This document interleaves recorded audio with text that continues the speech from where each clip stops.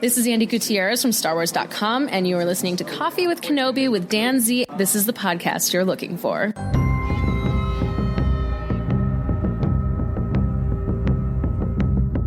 Welcome to Coffee with Kenobi show number 372. We are your spoiler-free place for Star Wars discussion, analysis, and rhetoric. I'm your host, Dan Z, drinking One Nation coffee out of my Orlando 2017 Star Wars Celebration coffee mug. Hey, it's the week of Thanksgiving, everybody. We're going to spend today's show and this week talking about The Siege, Chapter 12 of The Mandalorian, the fourth episode from Season 2. This will be the only Coffee with Kenobi podcast this week. I know the last couple of weeks we had a lot of different interviews going on, but this is going to be purely The Mandalorian, and then it's time to enjoy some turkey. So pull up a chair, grab your favorite coffee mug, and let's have some Coffee with Kenobi with Adam Goswick of From a Certain Point of View and the one and only Cory Clubb.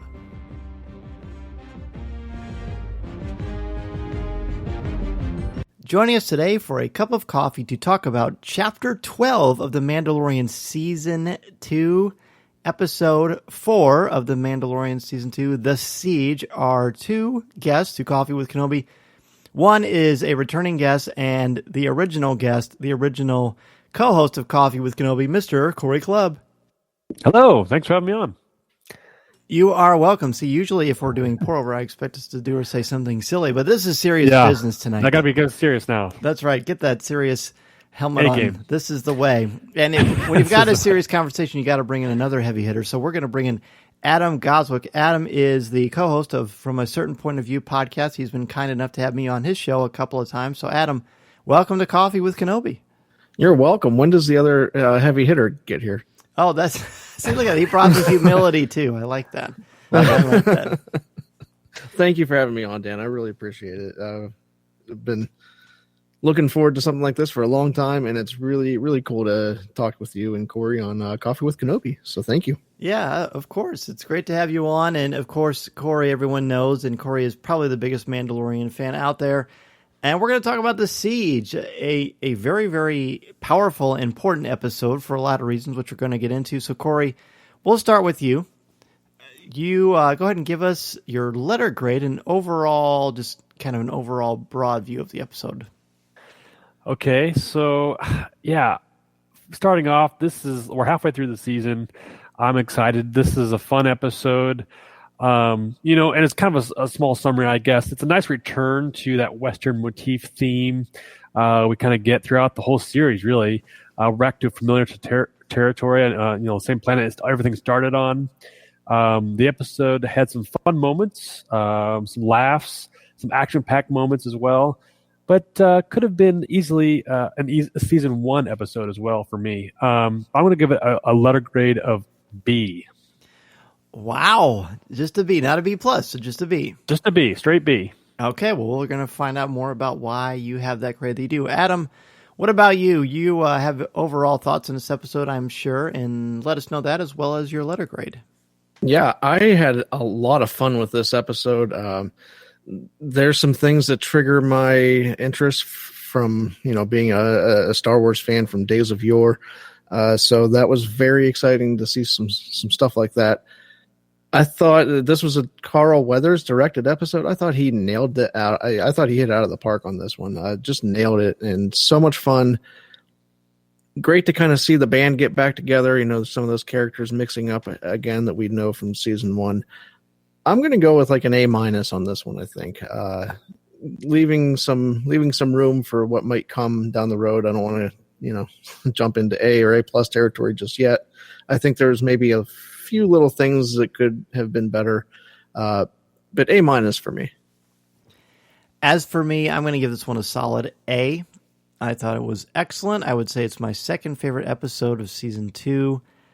Carl Weathers was magnificent as director. Sometimes you don't know with actors how they're going to be as directors. I mean, usually they're going to be pretty solid because they understand how it works, in front of the camera, but behind the camera is a whole different ball game. And the pacing, the excitement, the emotion, and the fact that he could still act really, really well while still directing it, I think that is a natural, very, very impressive thing to do if you were in the world of Hollywood. So I loved it. I thought it was awesome. So let's just start at the beginning. At the beginning of this episode, we're treated to a very, very playful situation, Adam, where the child is doing a little repair work on the Razor Crest. Talk about that for me.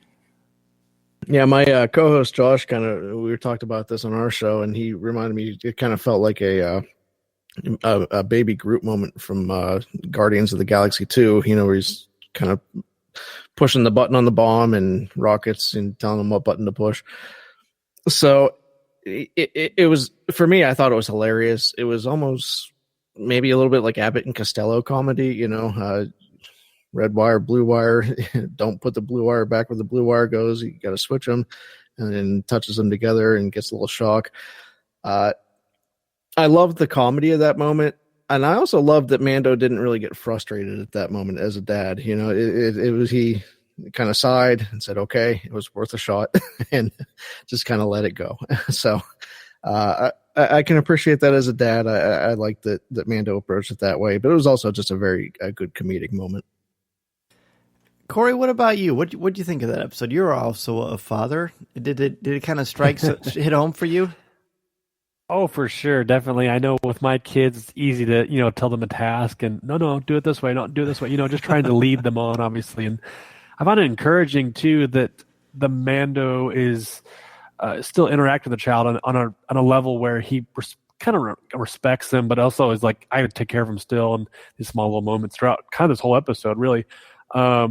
And the fact that also like these keep starting these episodes off with like kind of these fun little elements of small little scenes that we have the Mando kind of in as they're kind of building into the episode. It's kind of nice to see like a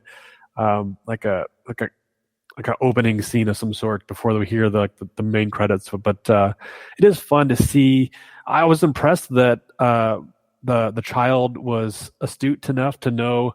Get to kind of crawl in there and do the wiring and things like that, and it's kind of shows him his age, but also how young and innocent he is as well. But it's cool to see that. I think it's fun. It definitely builds their relationship as kind of that father-son duo. It was particularly charming, I think, because this is unique. Because you tend to think of the child. I mean, if the child is actually a baby, then a baby is not going to know anything about red wires and blue wires and right. The fact that if you touch them together, like if you're going to jumpstart a car, what that would do to your central nervous system. So I loved it. I thought it was very, very charming. Like you both mentioned, it shows patience on the side of Din Djarin, and also a sense of, hey, we're really together. I'm not just your caretaker, but we're actually sort of not necessarily partners, but you're definitely working together to try to take care of the Razor Crest, which is their home that actually flies. Mm-hmm. So I thought that was captivating. It was funny. But I think maybe more importantly than that is we got a sense in the Heiress that Din Djarin may start to question or at least show a little bit more of his human side. So they're just having some soup, it seems. And a couple of times Din Djarin lifts up his helmet to take a sip, which we know he does when he's eating, but he's never, another living thing has never seen his face. That was made very clear in episode 8 or chapter 8. So the child keeps peeking up, Cory, at the Mandalorian and trying to see what's underneath that helmet. And there was no like uncomfortableness or awkwardness. It was just kind of like business as usual. So is he loosening up here, or what'd you make of that? It's interesting because I've always wondered when a couple times during this season, they've offered the Mando a drink. Oh, join me for a drink type thing. And they sit at a bar area. And I think, well, how does he drink this without, taking his helmet off? And this is a great scene that we get to see. Kind of mirrors the same scene we saw from last season where he does take his helmet off during that season. As they have that discussion, and you always wonder, like, how does he eat his food or drink or replenish his fluids without taking the helmet off? And this is what we get to see. I think it's kind of a cool element. But I was really curious to see that he doesn't take it off in front of the child. It's just him and the child, and he still sticks to his code. He still sticks to what he knows is the way. And even in front of the child, like you said, we talked about his innocence and just he's a childlike figure, and who's he going to tell? Like, oh, I don't, recognize this guy. But there's something there. He still, like you mentioned, Dan, like he still believes in the way of the Mandalore and the old ways, and how he can stick to the as close as possible to not allow anybody to see his face. which is really interesting to see in that setting too, and see how is this loosened up. Does he not do this in other times? And this is the first time he's kind of like, well, I'm going to shift the rules a little bit. I don't know. But definitely an interesting perspective of how Mando gets his food. Yes, and loosen up, I think, is a good way to put it. I highly doubt he's going to loosen his code, but maybe he'll have sort of a paradigm shift in what he actually believes. I don't know. I mean, we're kind of speculating. We don't really have enough actual evidence. Is it kind of like seeing, your kids seeing you in your underwear real quick by accident, or is that how that works? Yeah, maybe it is. Maybe it is. Adam, anything stand out to you before we move on to the arrival at Nevarro? Not really. Kind of like Cory said, I think there's something there, and I don't know if maybe it's him running into Bo-Katan last episode, where maybe that's starting to maybe just chip away a little bit of at what he believes in, as far as what his idea of the way is. Because we've seen now, aside from last season with the taking the entire helmet off for IG-11, this is the most we've ever seen, just a chin from him. So I don't know if maybe that's just kind of showing he's starting to shift there a little bit. I don't know, but there's definitely something there, and I don't know if I've had enough yet to actually just put my finger on that yet. I think the main thing is that he feels very relaxed around the chapter. Yes, he can legitimately be himself, and there's no guard, there's no pretense, there's no swagger. There's just, hey, help me with the wires.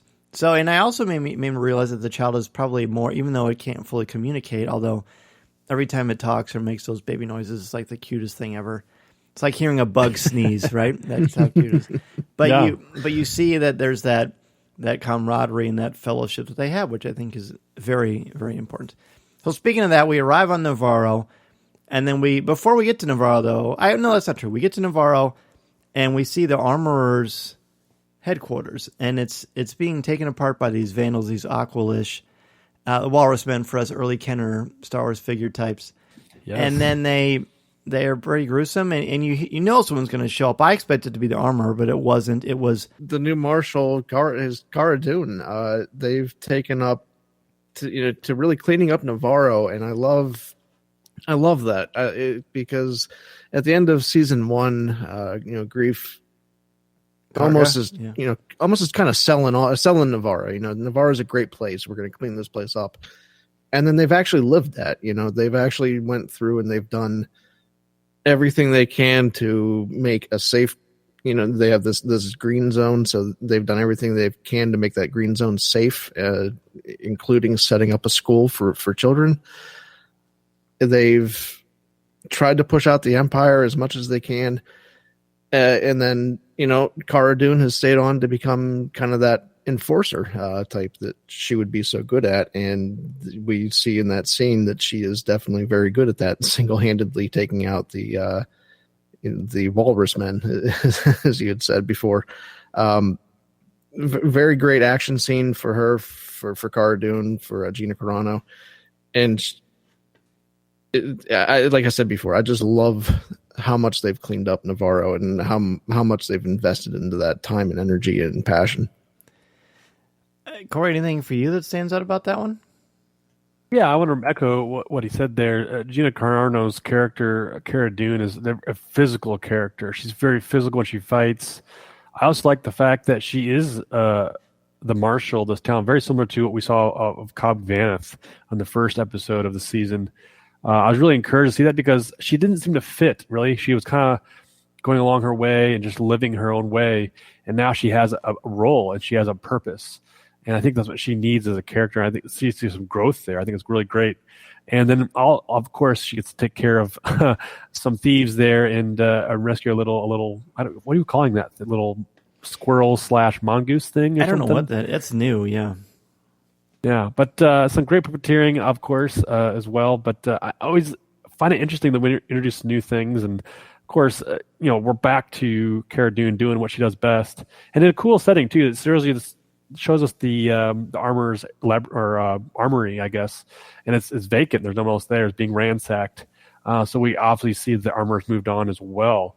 So that's kind of maybe important down the road too. But yeah, it's cool to see this town kind of come alive in a different way. I didn't I didn't expect this as a viewer. I thought, oh, it'd be kind of a scum and villainy type area and always kind of run its own way. And they've cleaned it up, like you said, and really made something of it. It was cool to see a different side of things returning to this planet.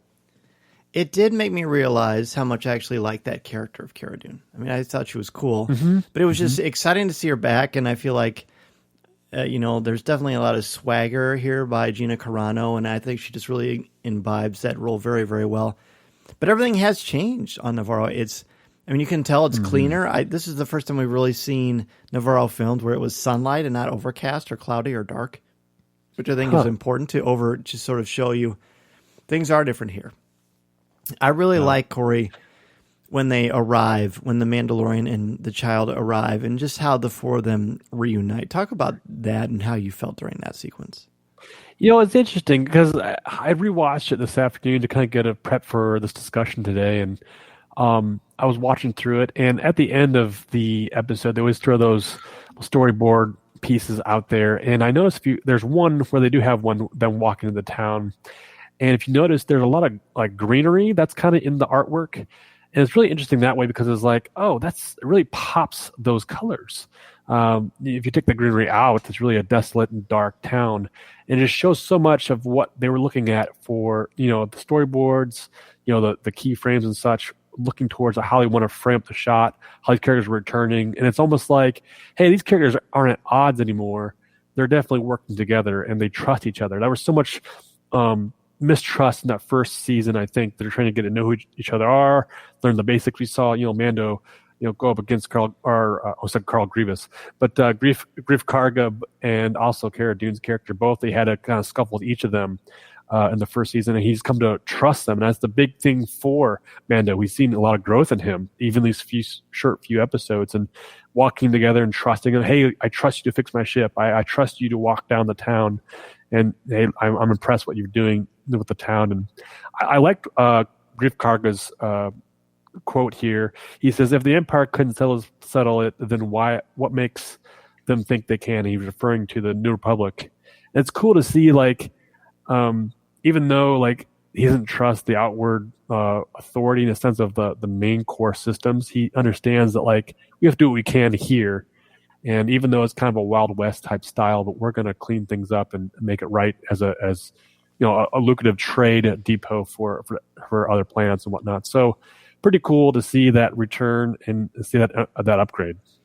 I think my favorite sequence in this entire episode is when Grief Karga is reunited with the child. And now he playfully kind of, cradles the child, and then he says, "Oh, is he taking good care of you? Are you taking good care of him?" And just how he's kind of playful with Din Djarin too. I mean, how far these two have come, like you just mentioned. And I was thinking about it, that was plausible, and then I thought, well, of course it is, because the child literally saved Grief Karga's life, and so did the Mandalorian. So that bond there is inescapable, and you can see when they shake hands, kind of that forearm shake that kind of reminded me of Battlestar Galactica a little bit. I thought that was great. Now, he and Cara Dune don't shake hands or anything like that, but they're definitely happy to see each other. But they're very much more like warriors. Warriors aren't going to get all warm and fuzzy, I wouldn't think. But Adam, do you want to talk about this, or do you want to just kind of jump right into them? I just wanted to talk about Grief Karga real quick, because he almost has like a grandfatherly reaction. And he has gray hair now. He didn't in the first season. Yeah. And if we're calling Din Djarin, kind of the dad, it's almost like Grief is taking on a grandfatherly role there. It's very fun to see that develop for me. It was delightful. It was absolutely delightful. And then we go into the town and we find out, the inside of this place that was such a place of desolation and terror is now a school. It's actually a school, and there's a protocol droid that is teaching the lesson, which was wonderful to see.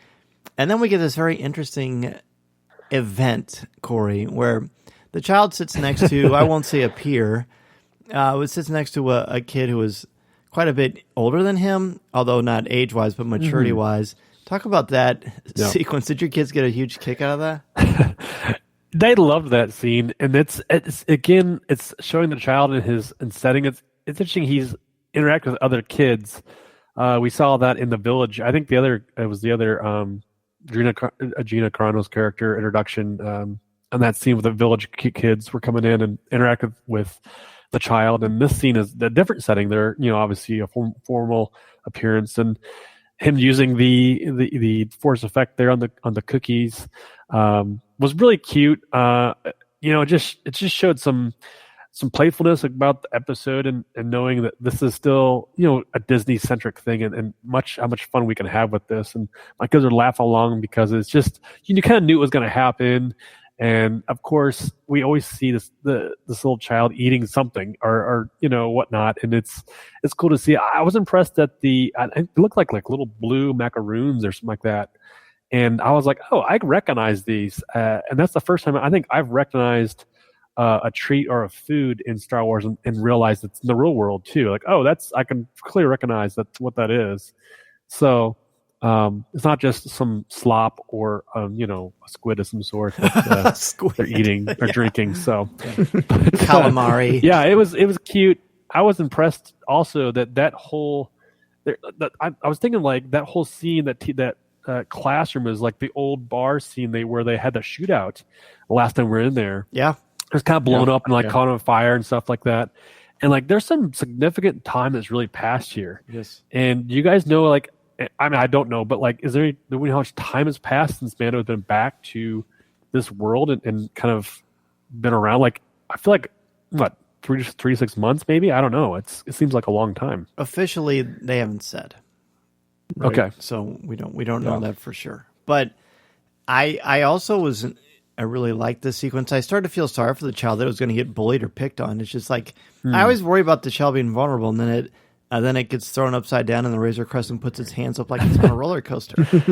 So, hard to say. But then, he uses the Force, because we haven't seen him use the Force this entire season. Then he does. He gets the macaroons. He just kind of looks at the protocol droid just with complete calm, like, whatever, I'm just going to take it, which is something a little kid would totally do.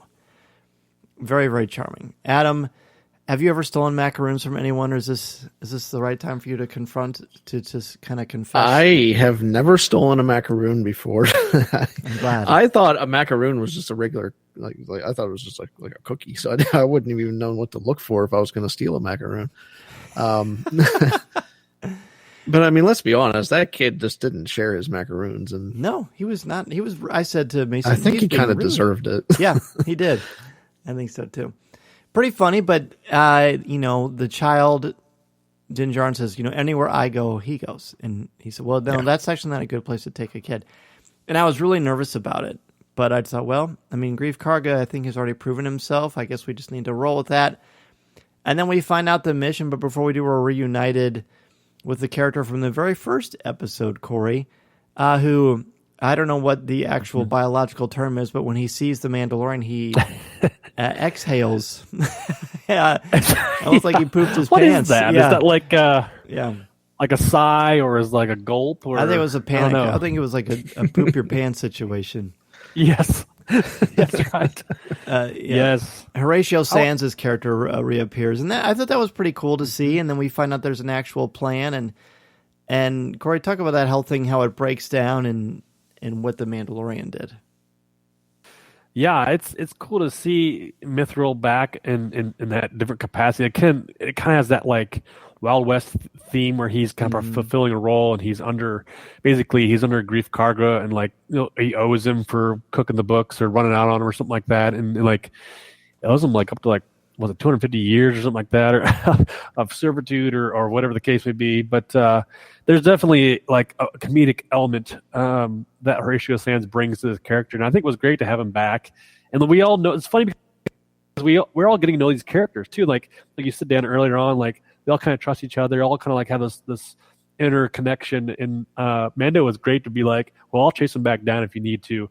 And it's just like, it takes me back to that first episode. That still is my very favorite episode, is the very first episode of Mandalorian season 1, where we get to meet Mandalorian and that whole barroom fight and catching the Mithril and taking on board the Razor Crest. But again, there's just so much callback to that. It shows me so much of these characters have grown in this time.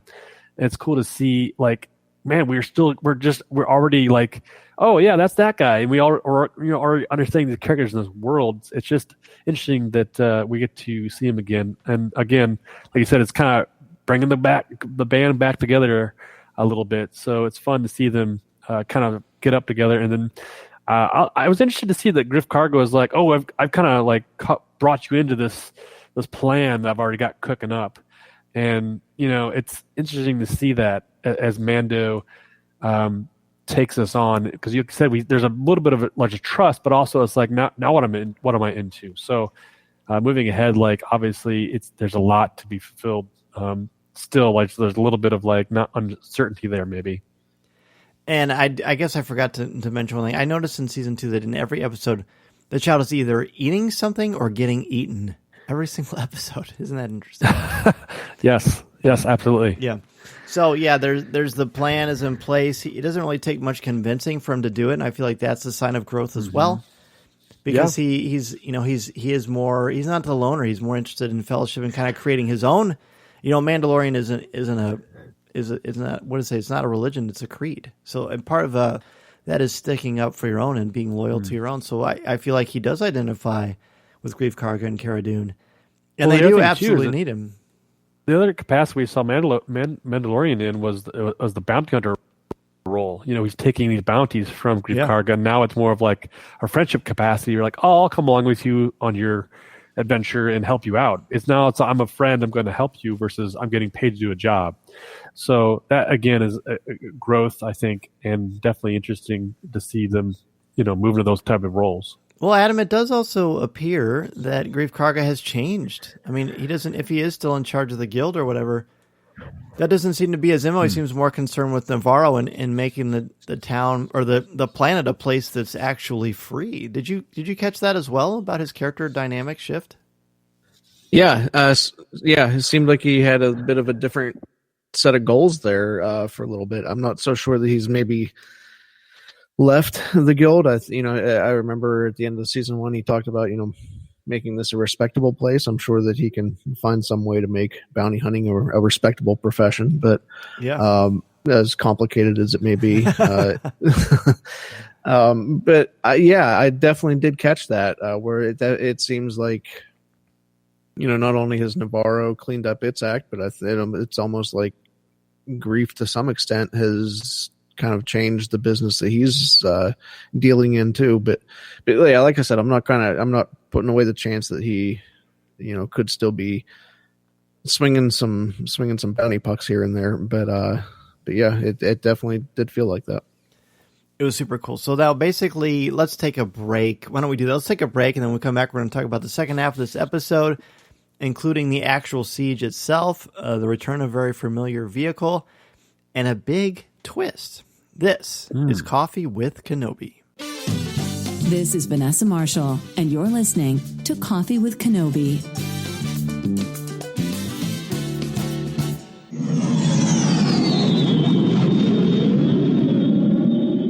MEI and Mouse Fan Travel is your one-stop shop for your vacation needs and your plans to Walt Disney World, Disneyland, or the cruise lines. Travel looks much different now than it did a couple of months ago, and with the opening of Walt Disney World and soon, hopefully, the opening of Disneyland, you need a place to go where you can trust, and they will help you figure out and navigate all the different circumstances and guidelines that Disney has put out for you.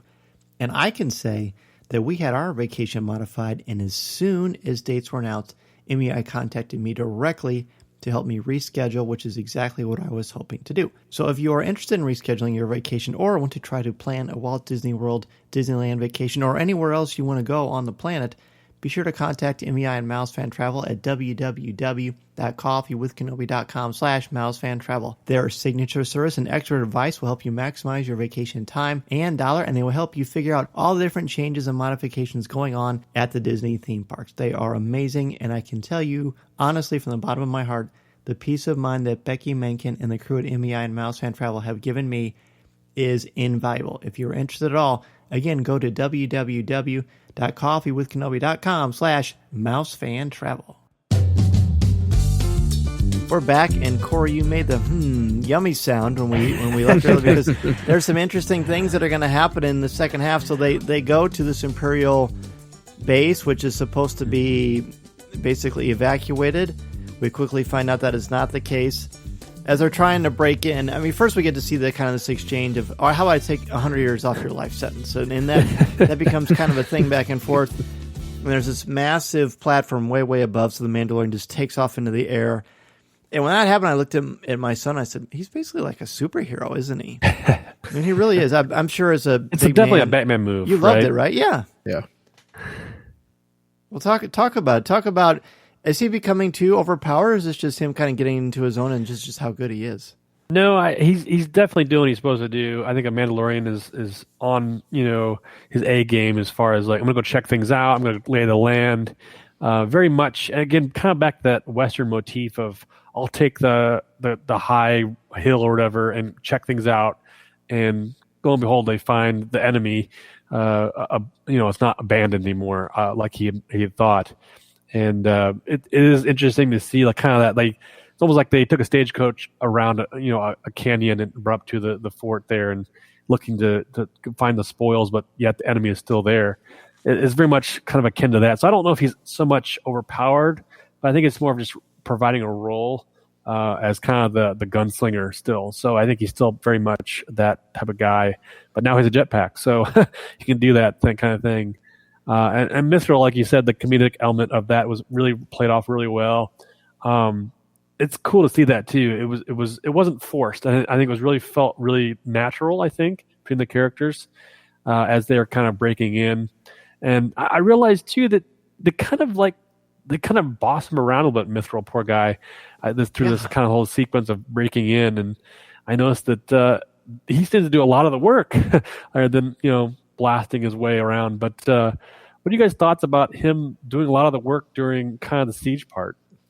I actually like that, because it shows that he's not just some pedal pushing coward, you know what I mean? Like a pencil pusher. He's got, I mean, when he was firing, he wasn't as accurate as the rest of them, and he shouldn't be.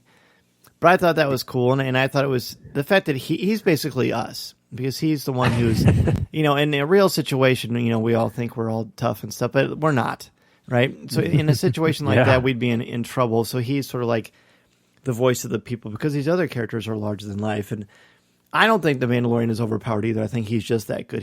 We don't have a Jedi in this, so he takes the role of the one person that can take care of business. He's sort of like a combination of Thor, Captain America, and Iron Man all in one, which is pretty cool.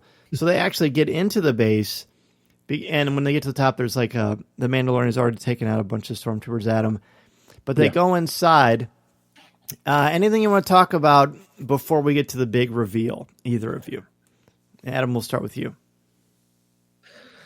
Well, you mentioned Mithril kind of being like almost like the voice of the people, kind of like us in that role, and I'm guessing the big reveal isn't the troop transport that you're talking about there. No, it's okay. All right. It involves the letter M. Yeah, but for me, that line that he spits out there, that do you know what this is worth on the black market? That line is for us as fans. That's right. That's for us. We see that, and do you know what this thing is worth on eBay? That that's basically the vibes that I get. I'm going to look that. it up and while you're talking. And I just thought it was so fun. That was just such a fun way to sneak that in. What? But anything you want to say about the entire sequence, the breaking in, shutting down the machine, any of that stuff? I thought it's a great action scene. It almost kind of reminded me a little bit of it had some like a New Hope vibes in there, running through the corridors of the Death Star.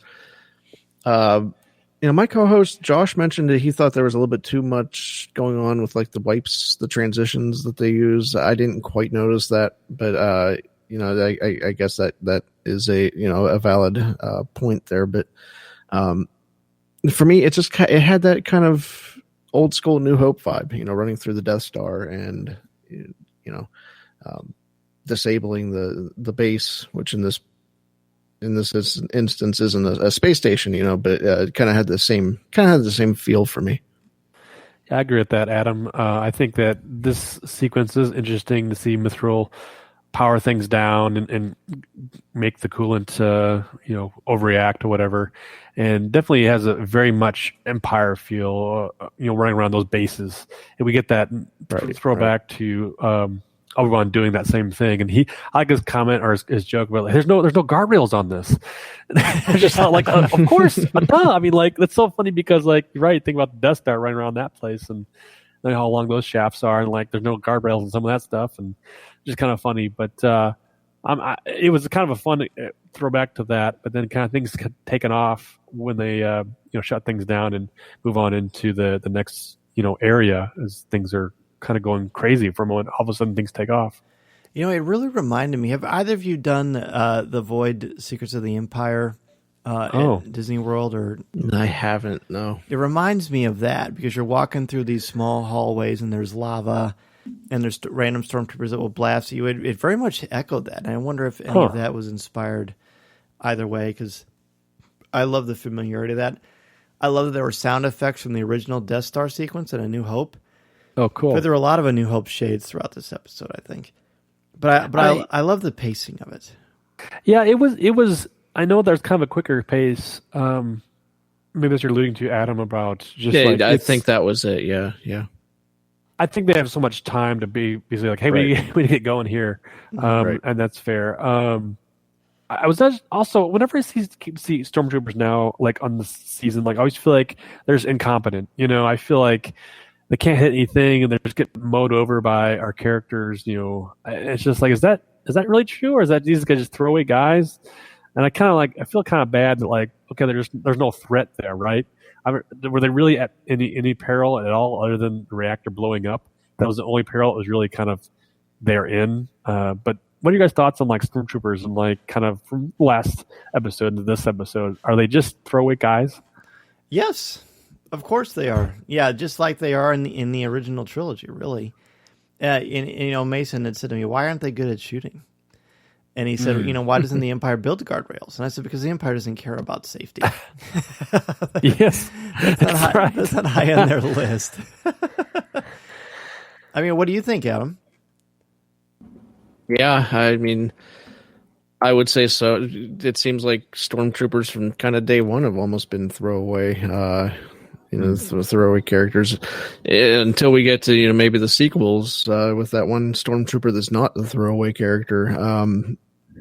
Yeah, they definitely seem to carry that air of, I don't want to just say target practice for the heroes, but that's kind of what that ends up being, Yeah, it does. It does. Although the biker scouts were a little more formidable, I think. But either way, whatever they are, the biker scouts were really like, that was one of the first times as actual stormtroopers you get some personality, Yeah, true. For better or for worse. Right, So then we get this activated, and then we get to, there's this little basically command center where these two men are standing there. They're working on something. They're trying to destroy their work. They're trying to get rid of their evidence. I thought they looked like the clones from Attack of the Clones, where Daniel Logan was much younger, where they were working at that little control panel. They looked like they were dressed like that, like they were dressed like clones, even though they aren't. But it echoed that to me.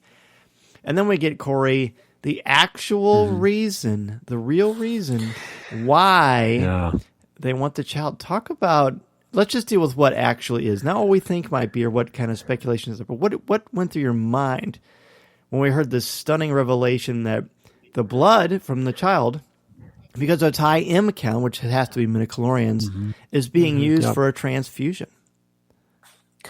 Yeah, it's interesting because the first time around watching this, I didn't hear that part. I kind of I understood it, but then I watched it again and heard it, and I actually rewound it and watched it twice over just in that setting. But trying to just piece things together, like you said, it's a big reveal. Honestly, it's a big reveal in Star Wars anywhere whenever that's brought up, because I know that's a kind of a back and forth between fans and Star Wars lore. So it's really cool, I think, because it's something that it's a callback to how the Force works and how, was it It's hard for me to like come up with words because it's still kind of this mystery, right? It's kind of, what does it take to be strong in the Force? Is it a scientific thing? Is it a mystical thing? What is it? Is it a combination of those things? And I think definitely they're bringing it back to, it's a biology thing and a science thing, and this child has a high M count, like you said, midichlorian count. It's obvious what it is, and there's something else going on. There's some experiments. The subject did not take well; it rejected something. Who's the subject? We don't know. There's a lot to be talked about here. I think that was the biggest part of this whole episode. Like, this is all it's all been leading up to, in a sense of this series and what's going on the Empire side of things. But we see that, and it's interesting because I don't want to get too far into what might be, what might not be, but just having seen the rise of Skywalker, knowing that the Emperor lives, we know the Emperor is toying with his own formula, his own being. We know there's some science in there, and this is a part of it. There's a connection piece from kind of bookends type thing, and what's going to happen in the middle. And I don't know if this connects to something that has to do with him directly, but I think that's definitely what they're showing here. There's something else going on. There's always been a little bit of that going on, and it's interesting to explore that even in this small show at this level, and knowing what type of character the child is too. That it kind of confirms it.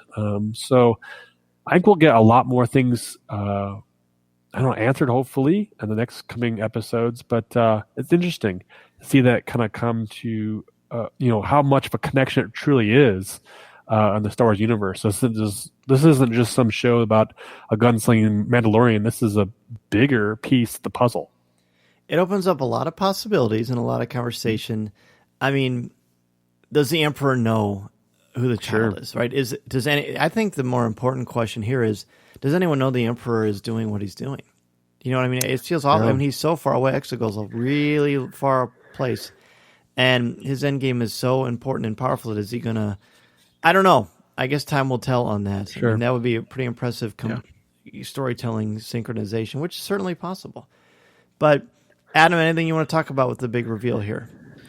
I'm just happy. I don't know. I'm happy that, we get some answers. This goes back to episode, chapter 2 last year, that we have been kind of asking, or chapter 3, I guess, that we've been asking these questions. Kind of what did the client really want with this child? What was Dr. Pershing's role in this? And we're starting to get some answers. That's exciting for me. That makes me happy. I'm just happy midichlorians got a mention in a live action show again.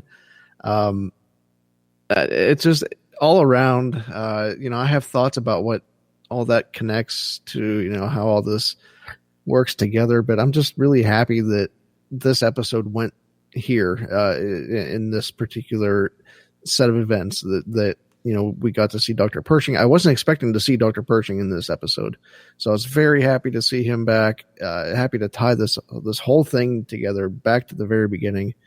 I had, like Cory, I had to watch it a few times because the first time I watched it, I wasn't quite getting everything. And I see Dr. Pershing, I'm like, okay, and this is huge. I have to go back and see this whole thing again. So I had to really take it in over multiple viewings, but it just made it feel like everything is paying off in some way now. It's important. And Cory, or anyone listening, if you really want a good detailed explanation of how the Force works, the Star Wars book has an excellent section on that. Really? What actually does legitimately answer those questions, by the way. So I'm going to keep it mysterious. They can go out and get that book and they can read up on it then. Yeah, I like it. Yeah. So I think it's wonderful. And I think the best part about this is it always made sense to me that the Empire wanted the child because it's clearly the same species as Yoda. And it's clearly Force sensitive. So I just assumed the Empire knew that. And I assumed that they wanted to take it and maybe just like, the Inquisitors did, to round up a lot of the Force sensitive and recruit them into their own little thing. So that's kind of what I always sort of suspected in the back of my brain, even though I don't know they're ever really fully articulated that. But then to suddenly realize there's actually more to it, and there's a twist to something we think we already know. I think that's the best kind of twist that there is. Mm-hmm. You think you've got it down, but you actually don't. Yeah, that's the hard part about Star Wars has been for me over the years, is knowing that I have part of the beginning, part of the end, but I don't know where the middle is, right? And it seems like they fit in the pieces along the way, and it's hard for me to I know this is going to go eventually because of the films, and knowing that there's some kind of aspect of it. But there's a little frustration, I think, as a fan in me that says, is this just going to draw this out, or is this going to, we get it. We as fans, we get the connecting pieces. Okay, we understand. Do we need to know all the in between? And I don't know. It's just a little frustrating, I think, to that end. Do we need to know exactly how the Emperor? What's that? But good frustrating. Yeah. I think good frustrating, but I think it's interesting to know, I guess we're getting into a different way. I remember when the Emperor had come back, and I was frustrated the fact well, how do you do this? I thought he was all dead, and now we could, maybe this is the piece that makes everything go, the aha moment of, oh, I see. Well, that's why we get the Emperor. But having seen it as a fan, I guess, on screen and know the Emperor's back, it's frustrating. Well, why didn't I see the backstory first, and then the Emperor, oh, that's how he became, returned or whatever. I guess that's a frustration in my head because I don't know the answers. But that's what Star Wars is like too, I mean, yeah, for sure. Star Wars, Empire, Jedi, how long it takes to find stuff out. Keep in mind, by the way, that if we are making a direct connection, which was purely, just a rational thing to say based on the evidence that we have, but the time between The Mandalorian and The Rise of Skywalker is 26 years. That's a long time. Yeah. So to me that means it doesn't necessarily mean anything, or it could mean everything. Sure. They don't have enough of a sample because the child is so small, and they couldn't take very much because otherwise the child would die. So Mason says to me, "Why does it matter if the child dies? Because the Empire doesn't care, obviously, about people." And I said, because they want him to stay alive, so they can try doing their crazy experiments. But it gets the evidence gets destroyed, but not before the Mandalorian gets this feeling in his gut, I got to get out of here. So he escapes. They blast at him as he rockets off. There's a great little sequence earlier, by the way, when he lands. He does kind of the classic Iron Man, Thor, Black Widow land, which is great. Yeah. But you're legitimately worried that the child is by itself, and now we know that Moff Gideon, what he's doing. And another interesting part of this is, in my mind, I'm well, of course Moff Gideon's alive. We already know this. I never thought about the fact that Din Djarin doesn't know that. But he makes that realization, they all do. He literally gets out of there, and then we're treated to something I didn't expect, about a 5 to 8 minute sequence that's pure action that Din Djarin is not involved with at all. I mean, at the end, of course, we have that, outside helper rescue, but there's this great sequence, Corey. Talk about that whole action sequence. For my money, one of the best we've seen in all of The Mandalorian. I will say, this is a definite excitement moment of them escaping the Empire stronghold there, and then obviously the giant shootout and Adam brought up the transport earlier, and it's cool to see that as a kind of a tanker type thing, and then it goes exactly where you expect to go. There's some foreshadowing of where we first saw it. It goes right off the cliff and down into the crevice or the canyon there. But I definitely got excited about this because I love the speeder bikes ever since Return of the Jedi. And just that sequence was fun. It was just a very Indiana Jones feel too, as well. It's kind of the small ragtag team has got something and they're trying to get away and fighting things off. It was very Star Wars, very Lucas feeling in that moment. And again, like you said, kudos to I forgot his name, Carl Weathers, for directing such a great sequence. And the pacing was perfect. Almost, it was it felt realistic. There's a lot at stake here, and moving ahead. So, I loved the sequence. This is probably my favorite part of this episode was this getaway, and how much this little troop transport thing was kind of a beast. Cara Dune is just really revving it and moving this thing, and Grief Karga is just blasting out best he can.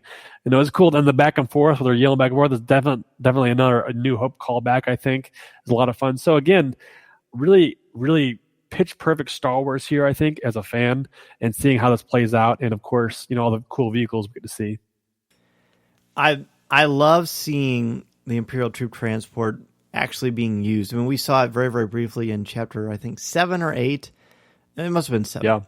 And to actually see it, what it can do, how fast it can go, how maneuverable it is, the way the cannons work, seeing Cara Dune just basically got to give like an Indiana Jones impression, basically, how she's driving that thing. And then Grief Karga piloting that cannon. I thought it was so thrilling. And then I've always thought of the Biker Scout or speeder bikes is cool and thrilling since Return of the Jedi, like you said, Corey, but also kind of like not a real threat. Because Luke, obviously, and Leia take care of them. In Chapter 8, they're played for laughs and also a bit of cruelty, too. But in this, the way they were rocketing off that cliff and then scooting down, some of them smashing the rocks, but then they race in. They've got this massive thermal detonator of some sort. It almost looks like a giant communicator. I thought it was super cool, Adam, how they made them formidable, and then the TIEs show up, and then you're, again... oh, no, you're actually worried. And I don't know about either of you, and Adam, I want to hear what you think about the action sequence.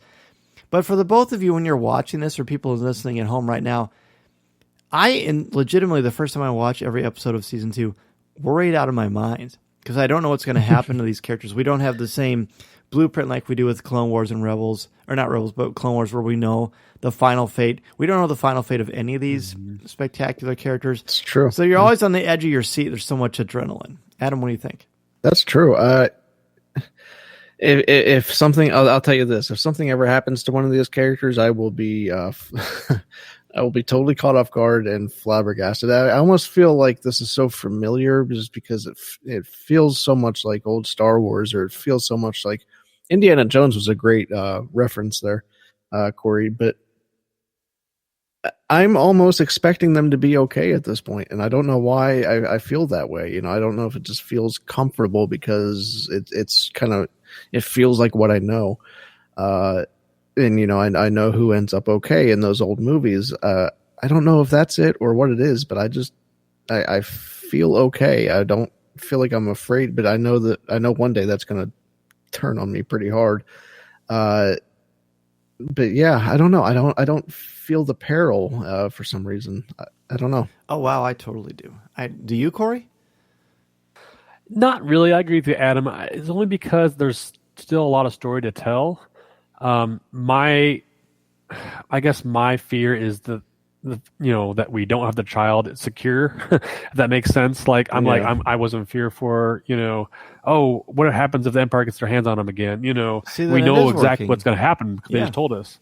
So yeah, I guess I didn't have that fear in my mind because I knew. I don't know. There's more story to tell, I guess, and then like you said, we see Mando come flying in with the Razor Crest to the rescue. And he had plenty of time to pick up the child and get his ship. And in my head, that sequence was pretty crazy because his ship needed repaired, but also he stopped to get the child, came back to his ship, and then flew back over to help them. Like, there's lots happening in that moment. Obviously, it times out right, I guess. But I guess that kind of brought down for me a little bit. And Mando having that much time to do all those things and get back and save them. But that's Star Wars. What are you going to do? Adam, anything you want to add about the action sequence? No, I'll just echo everything you guys said before. And like I said, Indiana Jones was a great reference because it feels very much like that. It feels like that type of chase. I loved seeing how, like you mentioned, Dan, this speeder bike's kind of rocketing off the cliff. I thought that was amazing. ILM just continues to impress this season because this stuff looks so good, incredible every episode, and almost better every episode. Yeah, it really does. It really does. So, yes, Din Djarin shows up triumphantly. Finally, the Razor Crest is back in shape. A lot of people who signed up for the HasLab Razor Crest would have been really disappointed if the thing got destroyed. So it's back to full strength, which is a great thing. I love that because you almost forgot about the whole time this thing is happening, you're worried about Cara Dune and the Mithril and Grief Karga, and you don't know, when the Mandalorian rockets away to hopefully get the child, and you don't want to find out at the end of the episode that the child's been kidnapped and he hasn't. But so then you forget about him in the meantime, and then not only does he show up and save them, but you also know that he and the child are okay. So there's like this massive collective exhale that we all get to experience. There's some great, crazy flying, great shooting. And then in a sequence that I didn't notice the first time I watched it, I only noticed it the second time. When they're going up and down in this ship, there's great danger, the child actually has his hands up in the air like he's on a roller coaster. Oh, yeah. Hilarious. What do you think about it? Yeah, I thought that was great. Yeah, I liked that a lot. It was fun to see. Obviously, the child's getting excited. You see that a lot, too. I think he's in the back seat, just kind of enjoying the ride. It's the innocence of, like, I have no idea what's going on. I have no idea what peril I'm in, whether it's a battle sequence or him just enjoying the ride with the speeder with IG-11. It's just like, it's funny because he's just a child, and that's what's so great about that character is it is what it's supposed to be. And like you said, Din Djarin's doing impressive moves, and obviously it's cool to see that sequence. My favorite kind of snapshot from that episode was the Razor Crest and the TIE Fighter is kind of coming together in the shooting, and he's spinning, and it's just a cool little shot that they did as a far shot, and they're just like gonna like basically playing chicken in a sense, and he blows up the TIE Fighter. But it was cool to see the Razor Crest back at full form, full force, and exciting because, like you said, Dan, all those folks who backed that Razor Crest are very happy with that. So I think it's the other thing too. I think the Razor Crest is very much becoming part of this character as well. Like you said, it's their home, but also it's a lot of ways the only thing they have as a life raft in some degree. So to see it at full strength again is a good feeling. You want to know something crazy? This ship now has more on-screen time than any ship in Star Wars history, including the Falcon. Does it really? Yeah. Wow. I know. How'd you figure that one out? I heard that on a Lucasfilm thing. Okay. Yeah. That's awesome. Wow, yeah. That's interesting. It's very crazy. Very crazy. So, Adam, you can go ahead and close this part out. Let's not talk about what happens at the end with Moff Gideon just yet. But let's talk about... that action sequence, the child, and how, have you ever seen cuter blue puke in your life? But then let's talk about, Adam, I'll let you lead the discussion on this one, the return of the X-Wings and an interesting conversation with Cara Dune as well. Yeah. And I'm totally going to blank on, is there a character name for that X-Wing pilot yet? There probably is, but I have no idea what it is. Yeah, but anyway, he's back, and he has, like you said, he has this interesting little conversation with Cara Dune, and I don't know quite how to take that yet. I don't know if it's almost kind of trying to push her back into service, or seemed like they were trying to recruit her back. Yeah, or maybe even, I don't know. And I keep wondering in the back of my mind if it's some type of, threat for who she's involved with, because, he obviously has a pretty strong hunch that the Mandalorian has been there. He's asking Grief Karga about, the Razor Crest, and Grief is cool and calm and collected as ever, and kind of pushes him away as much as he can from that assumption. So, I don't know if he's trying to maybe push Cara Dune back into service, like you said, recruit her again, or kind of get her away from maybe what he thinks of maybe like riffraff, I guess. But yeah, a very interesting conversation that I think is going to have some ramifications, and I don't think we've seen the last of that X-Wing pilot yet. Yeah, I hope not. And seeing Grief Karga cover for the Mandalorian and the Razor Crest, very legitimately, like, the loyalty there is so admirable. I can honestly say that after this episode, and I didn't feel this way at all during season 1, but I feel like Carl Weathers sort of came into his own. I mean, he's obviously a well-established, charismatic actor for decades, but I didn't really see a ton of that in season 1. I knew he was there, I knew he was having fun, and there were some good moments, but I feel like he felt very comfortable in the skin of Grief Karga, and it made me like this character infinitely more than I ever have in The Mandalorian as a series in general. Did you guys get that vibe from Carl Weathers? Yeah, beyond a shadow of a doubt, and not just from what he did. I mean, he almost spent all of Friday and some of Saturday on social media, just kind of responding to people, fans, and I was seeing him retweet people, just kind of interacting with everyone that had such a fun time with that episode. He just seems to be having a blast being in Star Wars. Yeah, I agree with that, Dan. And you guys, it's interesting that I always felt like Carl Weathers in Star Wars was like, oh, just a cool, appearance or a character that was kind of a one-off. But he's really, like you said, he's really come to his own. He's really owned the character, I think, too. And like you said, just made me feel a lot more of like, hey, this is the central characters that Mando can rely on. And he's definitely a bigger character now that obviously this has been kind of his episode, really. I also realized, too, that, it's interesting that Carl Weathers, having directed this episode, he does a lot of action sequences and stuff. And it's really cool to see that. I loved that fact that he's there. And back to the scene where he's talking to, and I looked up the name. It's Captain Carson Teva. Oh, that Teva, sounds right. maybe. Yep. Okay. Of the X-wing pilot that questions them, and it's very more of that Western feel of hey, what was going on around here? We ain't seen nothing, boss. That whole we keep to our own, we do our own thing, and leave us alone type thing. We'll get by. That was kind of fun to see that character reoccur. But I also did like his fact that he's not causing problems. You can definitely feel the Rebel Alliance here or the Republic has a presence, but also it's not an enforcement, right? It's just he's just trying to keep the peace, make sure everybody's doing okay. And I think that was something if you would have had an Empire person walk in and hey, what's going on around here? And they would have start asking questions and demanding things. So you can definitely feel this character is trying to do good. He's not trying to do ill. So I think that's a nice thing to have as well. And then his interaction with Cara Dune, like you mentioned, Adam, it's kind of up in the air, right? It's cool to see her background, and we get to see where she has come from, Alderaan, and that was a shock to me. A very cool little tidbit for her. And then he lays down the little rebellion medal.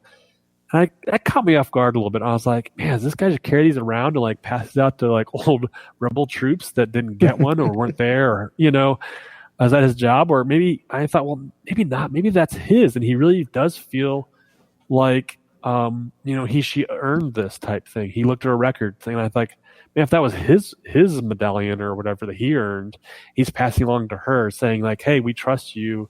We need your help type thing.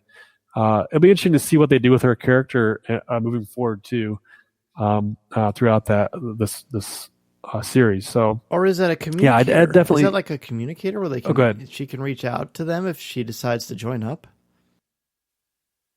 Oh, like some kind of a beacon or something. Thought about maybe? that.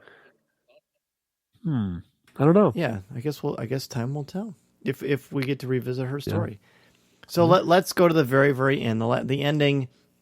I thought was amazing because we got a little bit of some Death Star echoes, and we got land speeders, we got all these kind of things, we got protocol droids, and then we've got this moving sequence of a new version of a Star Destroyer coming slowly overhead, very circa A New Hope, which I thought was brilliant. That in and of itself would have been more than enough to get excited.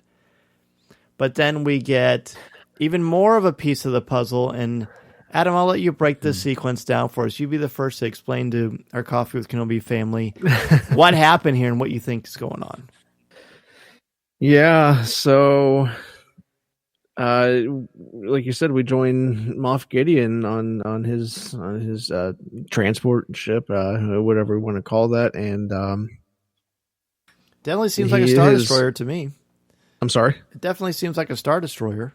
Yeah. So he gets the officer brings him a communication, and for me, it's almost like everything else is overshadowed by what's happening behind Gideon, because we see just these rows of black armor, and it doesn't quite look like Stormtrooper armor. But for me, when I was talking about the top of the episode, some little treats for me is, like going back as a Star Wars fan of yore.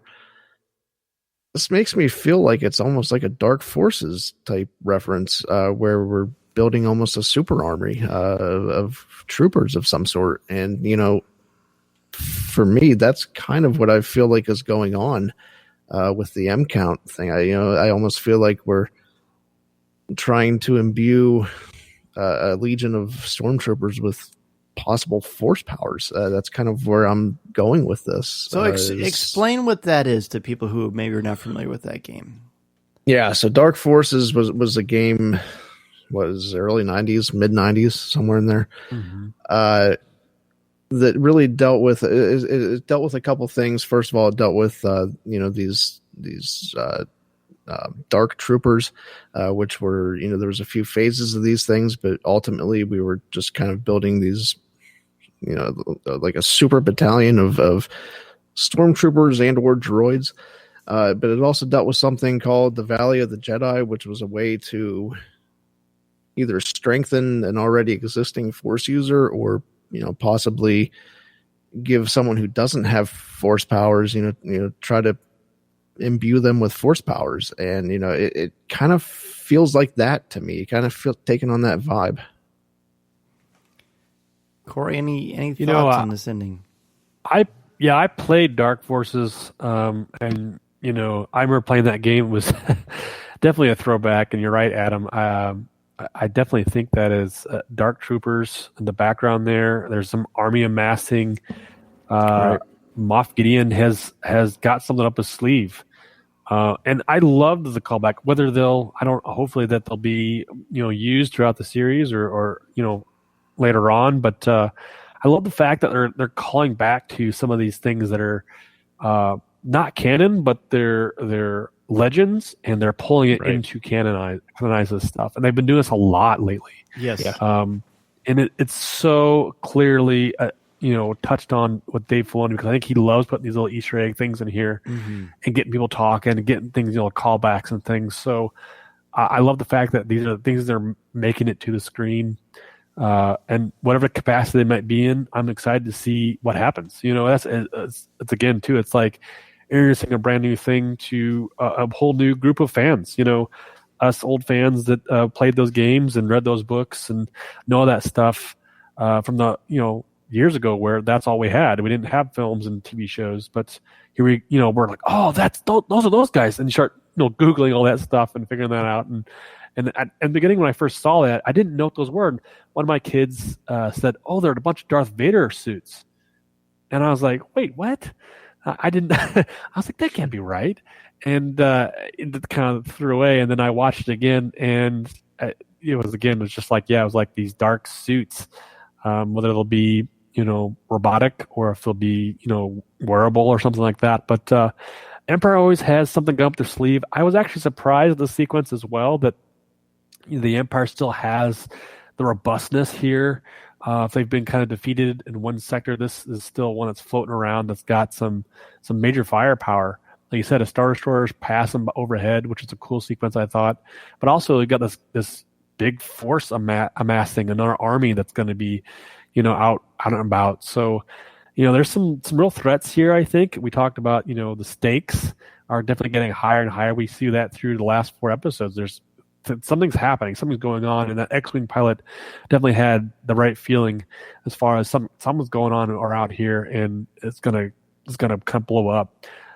So I love seeing Moff Gideon again too. I'm excited to see where the character goes and how that plays into the mythos of the Mandalorian and that sequence. But definitely a great ending to this episode. I think there's a lot of great stuff to look at here. One, it's cool to see a female Imperial officer in charge. I thought that was neat. Yes. And I thought they open the door and there's like Moff Gideon's in this room with there's like this smoke or water vapor to create this great cinematic little Dracula motif with the black cape, which I thought was great. And then you see those things and, there's, that dark forces, the stormtroopers that have some sort of force powers or abilities, that goes through your mind. At first I thought, are they trying to make Snoke? And then I thought, no, that wouldn't be it. That wouldn't make sense because that's not something that the Emperor would share with anybody, especially a bunch of Imperial officers in the Outer Rim. And then I started to worry, wait a minute, is this what happened to all the missing Mandalorians? Is that them? I don't know. I really don't know. I know that, as I said in that hologram that Dr. Pershing, it talked about, it only worked for 24 hours, but then the patient rejected the blood with the high M count. So who knows? That's interesting. We don't know. We don't know. Yeah, an interesting aspect of that little conversation that he said the volunteer. And I thought that was interesting, a volunteer versus a patient or someone's forced against their will to do something. So something else is definitely afoot here. And like you said, I liked what you said, Dan, about there's a little science, there's a little bit of let's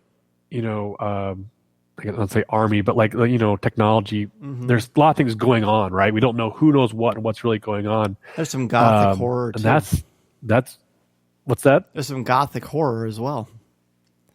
Yeah, it's very true. Yeah. And obviously Moff Gideon has definitely got a presence on the screen. I realize that now. Whenever he comes on screen, it's always like he's smart. He's got something going on. And you mentioned Snoke, and I don't think he has any idea what that's going on. I think this troop is definitely a Moff Gideon thing. Like, he is revving this up. He might have no idea what's going on with the child or what the new reason is. He just knows he's out to fulfill some kind of mission he's doing. So, I don't know who he reports to, but we'll see, I guess. We've got a lot of food for thought in 4 episodes to wrap this thing up. Man, they're going to pack a lot into 4 episodes. That is for sure. Listening to Coffee with Kenobi, you are, with Dan Z, the podcast you're looking for. This is...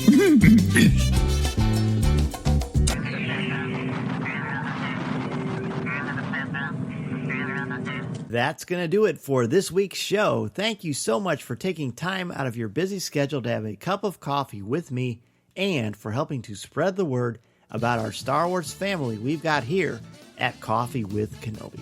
Be sure to tune in Monday nights at 8 o'clock p.m. Central Standard Time on Facebook Live at www.coffeewithkenobi.com/live or www.facebook.com/coffeewithkenobi and have a cup of coffee, tea, or any beverage of your choosing with me as we continue the conversation. To join us in the CWK Cafe, which is our Facebook group, and share your Star Wars thoughts, comments, reviews, and opinions in a family-friendly, spoiler-free place that is also drama-free, go to www.coffeewithkenobi.com/community and be part of the conversation, talk about this week's show, or just talk about some Star Wars. It is a lot of fun, and you'll make some new friends as well as catch up with longtime friends along the way. I also want to thank all of the new and longtime members of the CWK Alliance and let you know how much I appreciate your help and encouragement. A big thank you to our CWK Alliance members, Mary Perdue, Jason Hall, Dennis Keithley, Ross Hollowin, Cato McNichol, Alexander Moylan, Jim Capron, Smooth Rivera, Tyler Pompa, Frank Mulder, Colby Mead, LJ Souter, Daz Davies, Dustin Mills, Robert Avila, Terry King, Jeff Ellis, David Nicely, Chris Gavarka, Angela Sauce, Aaron Harris, Greg McLaughlin, Eric Struthers, Christine Turk, Brian McKinney, Alex Procasio, Hannah, Susan Gray, Ian Thompson, Dan Ream, Christian Dale, JC Poe, Ed Kimoto, Blake Weaver, Chelsea Sansbury, Yancey Evans, Craig Hargrove, Chris Metz, Connie Shee, Mark Suter, Jared Cantor, Kurt McKellen, Thea Selby, and Simbot Defterdarian. If you want to join the CWK Alliance, be sure to go to www.coffeewithkenobi.com/CWK Alliance and sign up today. Not only will you help out Coffee with Kenobi, but you also get access to CWK Pour-Over, the exclusive weekly podcast not heard anywhere else. It's a great way to support and help out the show, and 10% of your monthly contributions go directly to the St. Jude Children's Hospital to support the incredibly important work they are doing to help these brave children and their families. Plus, contributors at the CWK All-Star level can watch a video podcast of CWK Pour-Over hosted by me, Tom Gross, and Cory Clubb. Feel free to reach out if you have any questions. In addition to being part of the community on Facebook, please don't forget to visit our website at www.coffeewithkenobi.com for Star Wars news, announcements, reviews, live video, and so much more. If you have a question for me or just want to share your thoughts on the air, please feel free to reach out to me at danz@coffeewithkenobi.com, and I'll share them on the show. You can also connect with me on Twitter at Mr. Zer, MRZEHR. There are also a lot of ways to connect with me and Coffee with Kenobi on social media. Follow us on Twitter and Instagram. Give us a like on Facebook at facebook.com/coffeewithkenobi, and check us out on Pinterest. You can find me twice a month on the podcast Looking at Lucasfilm, part of the Jim Hill Media Podcast Network, and you can find my writing on CWK's website, as well as StarWars.com, where I'm an official blogger there, as well as on IGN, where I contribute articles on Star Wars, as well as other popular culture topics. And if you're considering starting a podcast or a blog, let me know how I can help you get started and help you make your creative vision a reality. Be sure to check out danzmedia.com and we can get the process started. I'm also available to come to your school, conference, business, or organization to talk about how to tap into your strengths and help you bring out your very best. You can take that first step into a larger world. Thanks as always to our CWK sponsors, especially MEI and Mouse Fan Travel, our travel partner and your one-stop shop for all things Walt Disney World, Disneyland, the Disney Cruise Lines, or anywhere on the planet. Please go to www.coffeewithkenobi.com/mousefantravel to book your magical vacation and help support Coffee with Kenobi in the process. And don't forget to pre-order my brand new book that I wrote alongside Pablo Hidalgo and Cole Horton, The Star Wars Book, published by DK. Be sure to pre-order your copy of the Star Wars book today. I can't wait to share it with each and every one of you. If you like the show, please tweet out that you're listening, share it on Facebook, or invite your friends and family to tune in and share a cup of coffee with us. And if the Force is especially with you, please take a couple of minutes to rate and review the show on iTunes or Google Podcasts. Every review makes a huge difference and helps to spread the word. Go to iTunes and search Coffee with Kenobi and you'll see the show there. My circle of friends has grown so much because of this podcast and each and every one of you, and it means so much to me that we have such a wonderful Star Wars community. Thank you all so much for all you do. It's wonderful to chat with the both of you here on Coffee with Kenobi, but there are other places they can chat with you as well, so most importantly, thank you both for returning. Adam, you were awesome. It was great to have you on the show properly. Yes, of course. It's always great to hear you on from a certain point of view with Josh, but let everybody know about your awesome podcast and what things you two have going on. So thank you, Dan, again for having me. I had so much fun tonight. The best place to find out what we're up to is our website, from a certain point of view.com. That has links to everywhere where you can subscribe to the show. It has all of our show notes and everywhere you can listen. So from a certain point of view.com is really the best place to see what we're up to. And we can find you on social media as well. Yeah, Twitter is certain POV pod for the show, and you can find me my personal Twitter at thegauze85. I love it. What about you, Mr. Clubb? The rumor has it that you have an online presence as well. Yeah, I'm out there. You can go ahead and track me down on Twitter at Cory Clubb. And if you know where to get those blue macaroons from, let me know. I'm trying to track some of those down just for fun. But yeah, definitely excited to hear everybody's thoughts about this episode and what it entails, what they feel like. So feel free to shoot me a message or get a hold of me there.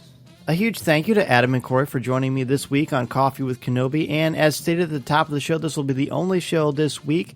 Back to our normal Coffee with Kenobi schedule. If something exciting comes up or an interview comes my way, I will certainly share that with you. But in the meantime, be sure to have a great, safe, happy, and healthy Thanksgiving. I know it's going to be different than what we're used to, but you can always count on Coffee with Kenobi to be here to spread some positivity and some fun Star Wars conversation into your week. Enjoy the holiday, everybody, and remember, this is the podcast you're looking for. Happy Thanksgiving.